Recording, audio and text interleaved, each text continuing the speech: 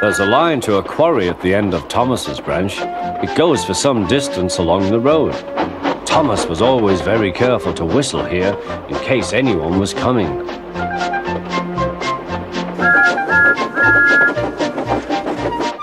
Early one morning, a large policeman was sitting close to the line.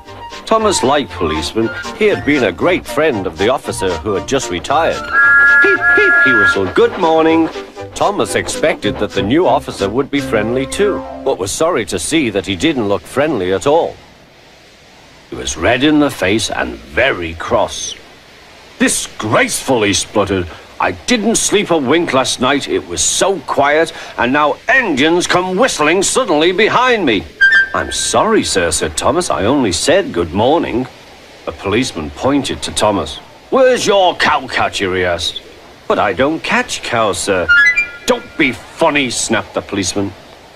He looked at Thomas's wheels. No side plates either, and he wrote in his notebook, "Engines going on public roads must have their wheels covered and a cowcatcher in front to protect people and animals from being dragged under the wheels if they stray onto the line.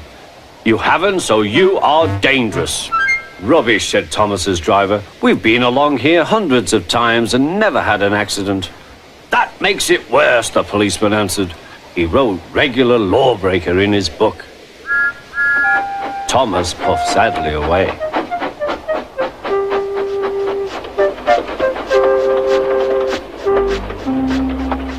Sir Topham Hatt was having breakfast. He was eating toast and marmalade. The butler came in. "Excuse me, sir, you are wanted on the telephone." "Bother that telephone," said Sir Topham Hatt. "I'm sorry, my dear," he said to his wife. "Thomas is in trouble with the police, and I must go at once." At the station, Thomas's driver told Sir Topham Hatt what had happened. "Dangerous to the public, indeed. We'll see about that." Sir Topham Hatt spoke to the policeman. But however much he argued with him, it was no good. "The law is the law," he said, "and we can't change it." Sir Topham Hatt felt exhausted. "I'm sorry, driver," he said. "It's no use arguing with policemen. We will have to make those cowcatcher things for Thomas, I suppose." "Everyone will laugh, sir," said Thomas. "They'll say I look like a tram." Sir Topham Hatt stirred. Then he laughed.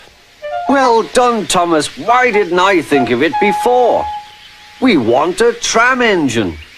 When I was on my holiday, I met a nice little engine called Toby.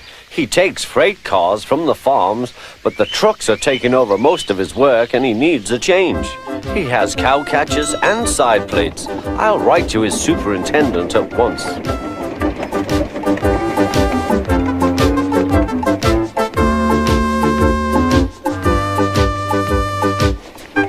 A few days later, Toby arrived. "That's a good engine," said Sir Topham Hatt. "I see you've brought your coach, Henrietta." "You don't mind, do you, sir?" asked Toby. "The station master wanted to use her as a hen house, and that would never do." "No, indeed," said Sir Topham Hatt. "We couldn't allow that."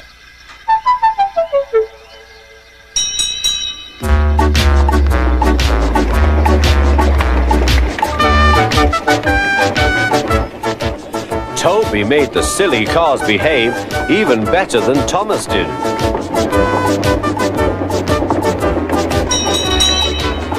Oi, you!